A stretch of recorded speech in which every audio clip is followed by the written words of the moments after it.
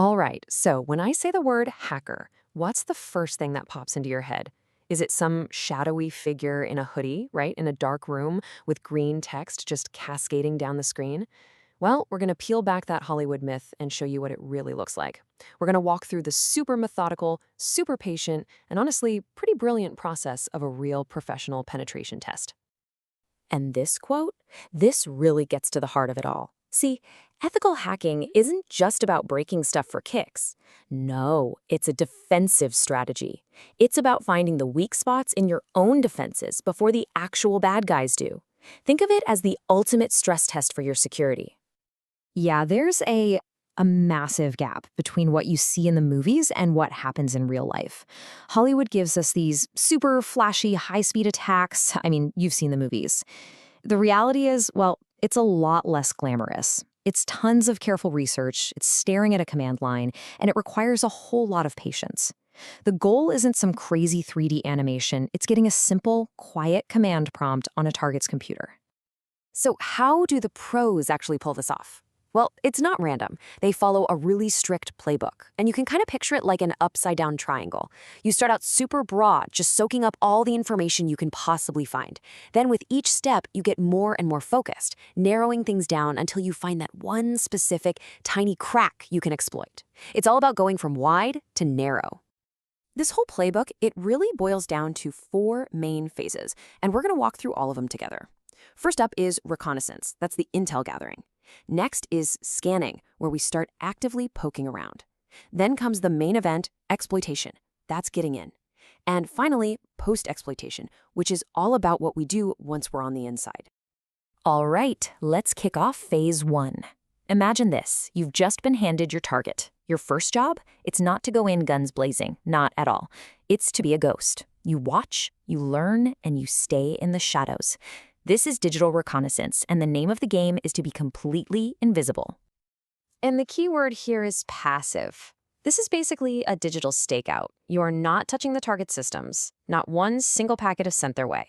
Instead, you're using everything that's already out there, Google, social media, public records, to build a map of their digital world without them ever knowing you exist. This is where a little trick called Google dorking or Google foo is just so powerful.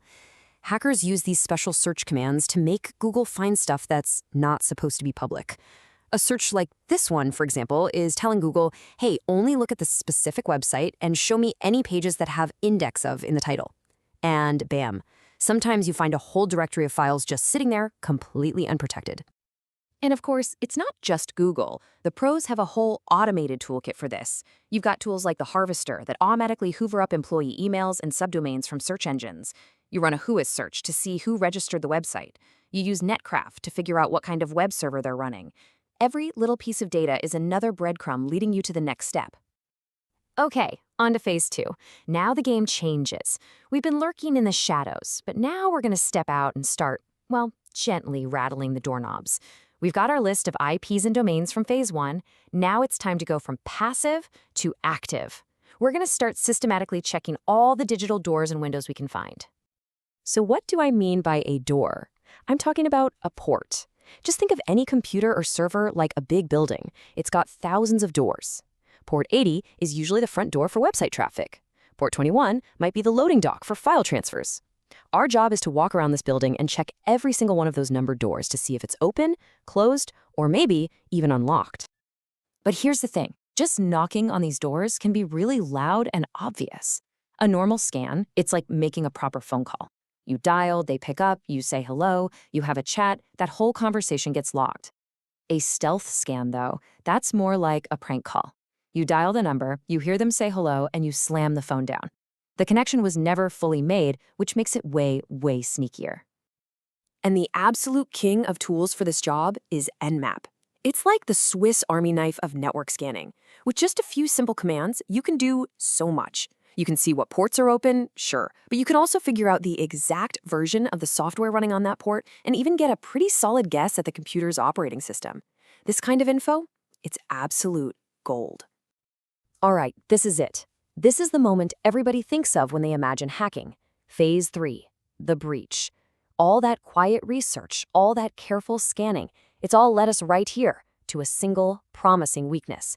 Now, it's time to make our move and get that first foot in the door. So, is this where the techno music starts pumping and we see those crazy 3D cubes flying around the screen? Nah, not really. The reality is a lot more typing. But don't let that fool you. The feeling of gaining control over a remote system, it's every bit as powerful as the movies make it out to be. And the go-to weapon for this phase is almost always the Metasploit framework. Think of it like a massive digital library filled with pre-made keys for thousands of different locks. It makes the whole process pretty straightforward. You find your target's vulnerability. You search the library for the right key, that's the exploit, you choose it, and then you attach your payload. The payload is what you're delivering. It's the code that's going to run after you unlock the door to give you control. Then, you launch.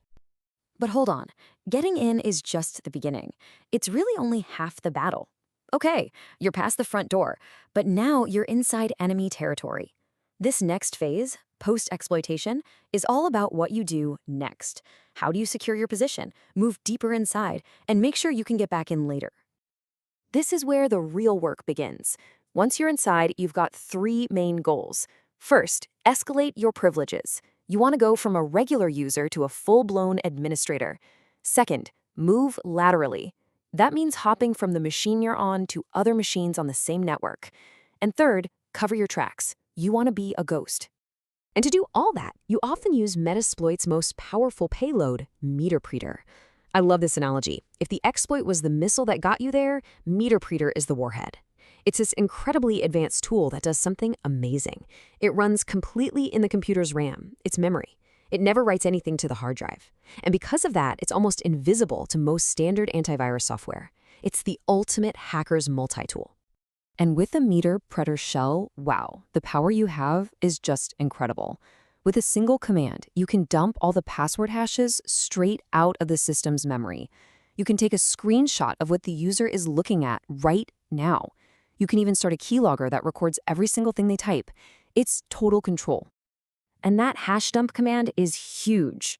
Once you've got those password hashes, which are basically scrambled versions of the real passwords, you don't even have to stay on their computer anymore. You just copy that data, take it back to your own machine, and let a powerful tool like John the Ripper go to work on it. It'll just hammer away at those hashes until it cracks them and reveals the actual passwords. So let's recap. We got in, we got admin rights, we grabbed a bunch of sensitive info. Mission accomplished, right? Well, for a criminal, maybe. But for an ethical hacker, the mission is far from over. In fact, the most critical part of the entire job is just getting started. And that's the end game, the report.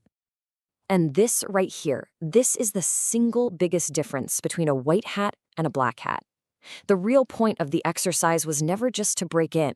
The whole point was to carefully document every single step you took, every weakness you found, and put it all into a detailed report.